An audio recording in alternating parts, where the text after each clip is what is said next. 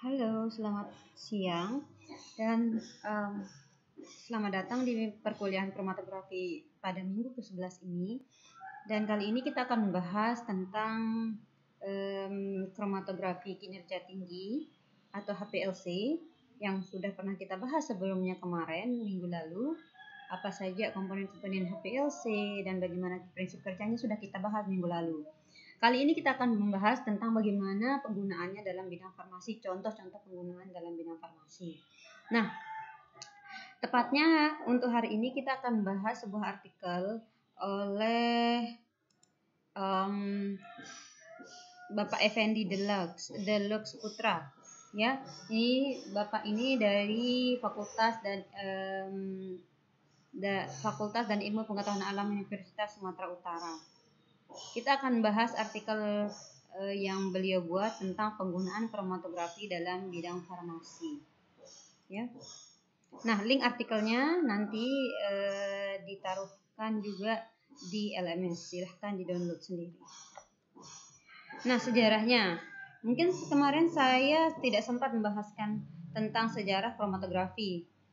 Nah, kromatografi adalah suatu istilah umum yang digunakan untuk teknik pemisahan yang didasarkan atas partisi sampel di antara suatu fase gerak. Ini fase ya, bukan rasa. Fase gerak yang bisa berupa gas ataupun cair.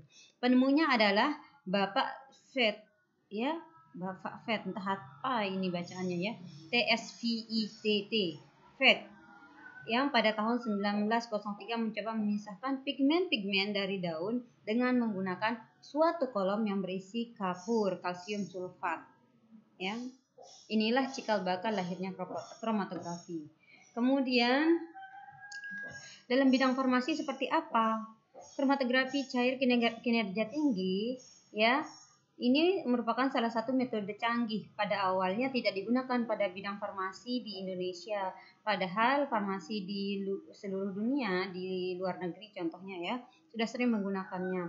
Tapi kemudian kalau nggak salah pada tahun 1995 mulai KCKT atau kromatografi cair kinerja tinggi, kalau bahasa Inggrisnya HPLC, digunakan dalam bidang farmasi. Ya. Kromatografi cair kinerja tinggi merupakan suatu metode pemisahan canggih dalam analisis farmasi yang dapat digunakan sebagai uji identitas, uji kemurnian, dan penetapan kadar. Titik beratnya adalah untuk menganalisis senyawa-senyawa yang tidak mudah menguap. Sekali lagi, tidak mudah menguap dan tidak stabil pada suhu tinggi. Karena kan kalau yang mudah menguap kita bisa menganalisisnya dengan kromatografi gas. Gitu. Nah, contoh-contohnya yaitu senyawa ion anorganik atau organik makromolekul. Nah, pada Farmakope Indonesia edisi 4 tahun 1995, nah ini sudah digunakan KCKT atau kromatografi cair kinerja tinggi dalam analisis kualitatif maupun kuantitatif dan uji kemurnian pada sejumlah 277 sampel obat ya atau bahan obat, di antaranya tablet asetazolamid, kemudian asetilsistin, kemudian larutan asetilsistin dan seterusnya. Nanti bisa dicek di artikel ya. Mohon maaf, ini harusnya cek di artikel. Bisa nanti dicek di artikel yang bisa nanti dicek di artikel yang saya butuhkan linknya. Kemudian nah, kromatografi cair kinerja tinggi ini kalau dalam bidang farmasi contoh-contoh penggunaannya seperti apa? Contohnya pertama dengan analisis kuantitatif ya, di mana terdapat beberapa metode. Di antaranya yang pertama metode persentase tinggi atau lebar puncak atau biasa disebut sebagai metode normalisasi internal. Nah, diasumsikan bahwa lebar atau tinggi puncak atau peak sebanding atau proporsional dengan kadar bagi konsentrasi zat yang menghasilkan puncak. Ya, ingat kan kalau HPLC itu dia ada puncak.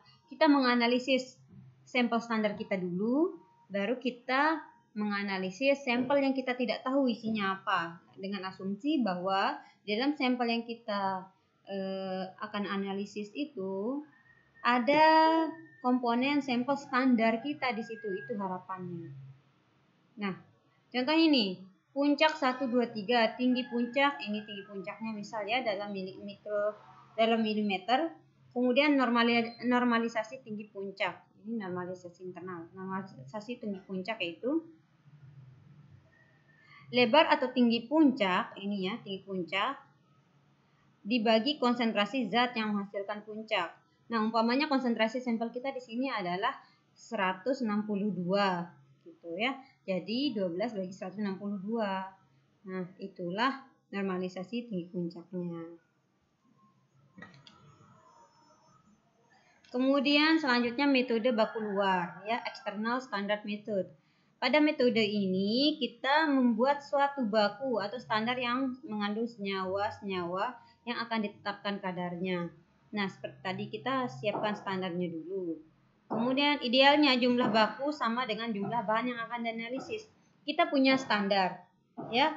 Kemudian ada sampel kita yang kita nggak tahu isinya apa, yang asumsinya ada standar yang tadi itu dalam sampel ini.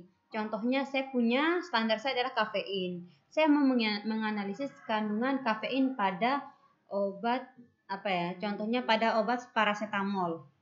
Gitu. Jadi standar saya yang kafein itu dengan asumsi ada kandungan kafein di dalam paracetamol saya, begitu.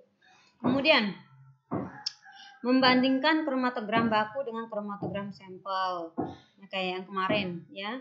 Kemudian kromatogram baku dapat dihitung suatu respons faktor untuk setiap puncak yang diinginkan ya. Respon faktor ini rumusnya. Respon faktor memberi informasi tentang konsentrasi komponen yang dihasilkan oleh satuan respon detektor. Nah, ini cara kita menghitung respons faktornya adalah konsentrasi komponen dibagi lebar atau tinggi puncaknya. Ya. Contoh ini kan sampel.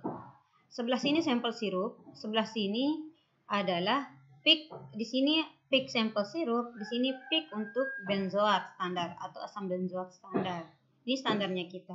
Asumsinya adalah di dalam sirup kita ada asam benzoat, ya. Nah, sekarang untuk kita menghitung kadarnya berapa? Ternyata di sini pada serapan tertentu, pada serapan mili tertentu memang ada. Ya, ternyata ada di sini peaknya mirip dengan peak benzoat, tapi konsentrasinya berapa? Nah, disinilah kemudian kita bisa menggunakan rumus yang tadi.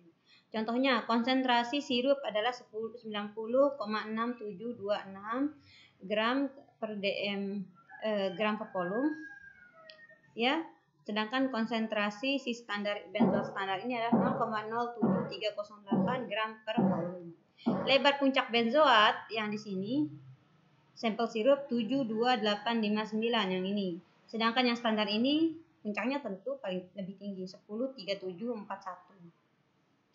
Respon faktornya adalah 73,08 ppm. Yang mana ini 73,08? Ini dia, ya. Gram per liter. Kemudian kalau dikonversikan menjadi ppm, ini berarti kalikan dengan kalikan 1000. Ya, 73,08 ppm dibagi konsentrasi ini dibagi konsentrasi standar. Standarnya 103741. Gitu. Ya. Konsentrasi yang ini dibagi konsentrasinya dibagi puncaknya. Ini ya angkanya. Ini respon faktornya. Nah, kemudian untuk kita menghitung konsentrasi kayak mana? Respon faktor ini kita kalikan dengan tinggi puncak yang ada di sirup. Gitu. Sekarang kan kita punya respon faktor 7,04 kali 10 pangkat min 4. Maka konsentrasi benzoat di sirup ini adalah R dikalikan, ini R ya, R dikalikan dengan tinggi sampel sirup. Lebar puncak sampel sirup, lebar puncak benzoat pada sampel sirup. R dikalikan 72859 sama dengan sekian, ya. Nah, itu. Nah, ini ada penjelasan. Sebelum dianalisis, sirup telah dianjurkan dengan fase gerak sampai 1000 mili. Maka konsentrasi benzoat kita kalikan lagi dia, karena kan dia sudah diencerkan, ya. Konsentrasi yang ini 51,32 kali 1000 kali pengenceran dibagi dengan konsentrasi awal, ya, sama dengan ini. Nah, inilah ppm yang sebenarnya ada di dalam benzoat. ppm benzoat yang ada di dalam sirup saat ini setelah pengenceran. Gitu, ya, yaitu 566 ppm sama dengan 0,0566%. Cara bikin persentasenya kayak mana? Iya, ayo kayak mana? Ada yang bisa jawab. Sebenarnya ini mudah sih. Ya. Selanjutnya sekarang. Nah, metode analisis yang kedua itu metode baku dalam, internal standard method. Dalam metode ini kita menambahkan ke dalam sampel sejumlah tertentu atau jumlah yang diketahui zat standar.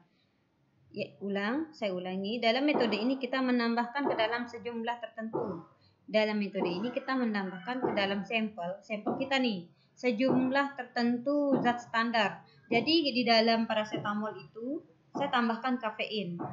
Gitu.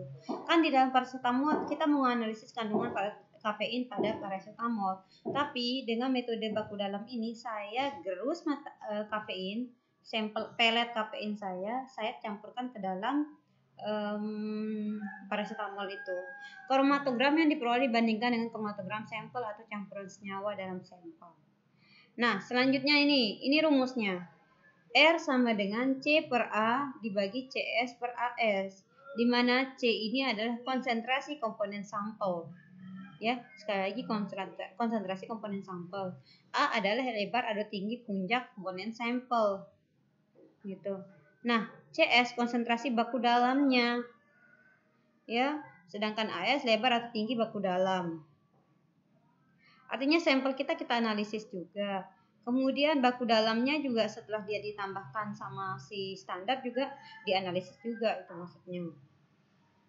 Sedangkan dalam campuran sampel digunakan rumus CU, konsentrasi komponen sampel, ya, sama dengan lebar atau tinggi puncak dikalikan R, ya, lebar atau tinggi puncak dikalikan R dikalikan konsentrasi baku dalam per lebar atau tinggi puncak baku dalam.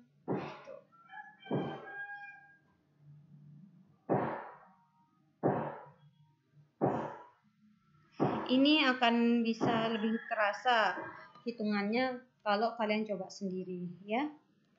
Contohnya sekarang, kita ada data seperti ini. Ini campuran standar aspirin, vanesatin, dan kafein. Berat dalam, ini kan injeksi pertama, berat dalam campuran itu untuk aspirin 0,60015. Kemudian lebar puncaknya 4144090. R-nya berapa? Nah, sampai seterusnya di bawah ada. Gitu. Ya. Nah, ini kan berat dalam campurannya sama, yang beda ini lebar puncaknya. Silahkan dihitung, ya. Ini pertanyaannya adalah R pada aspirin ini berapa dan kafein ini berapa.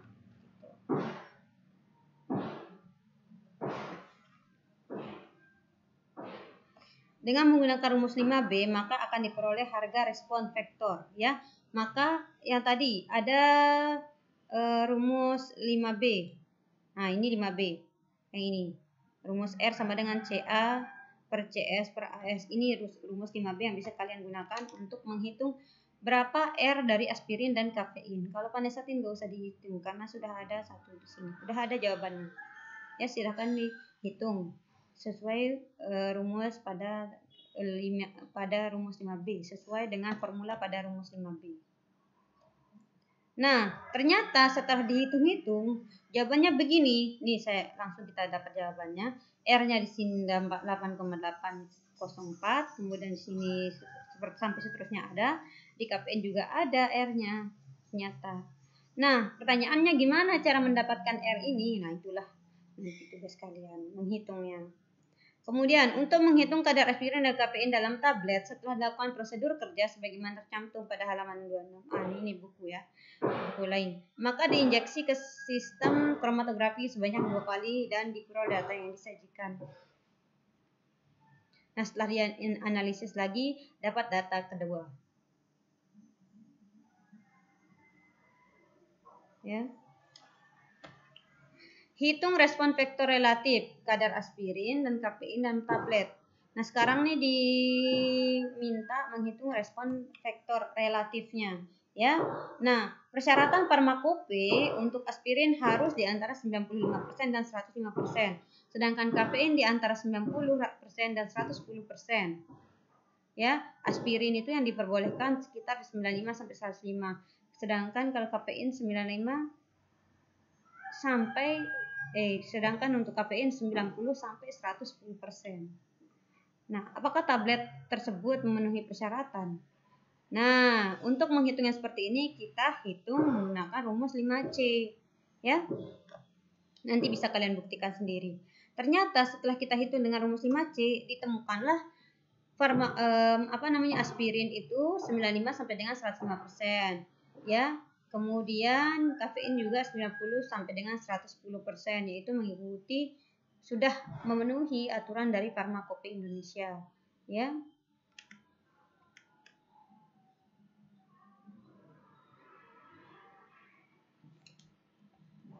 Sudah, itu aja, ya. Jadi harapannya kalian bisa menghitung sendiri angka-angka yang ada di kalian bisa bukan menghitung sendiri, mencoba menghitungnya, ya, mencoba menghitung bagaimana perolehan angka R yang ada di sini, ya. Ini 8,804. Nah, semoga materi ini bisa membantu kalian untuk berlatih lebih dalam lagi tentang HPLC atau KCKT. Jika ada pertanyaan, silahkan boleh DM saya via WhatsApp atau LMS. Tapi LMS kayaknya agak sulit saya buka. Silahkan DM saya via WhatsApp untuk pertanyaan. Oke? Terima kasih.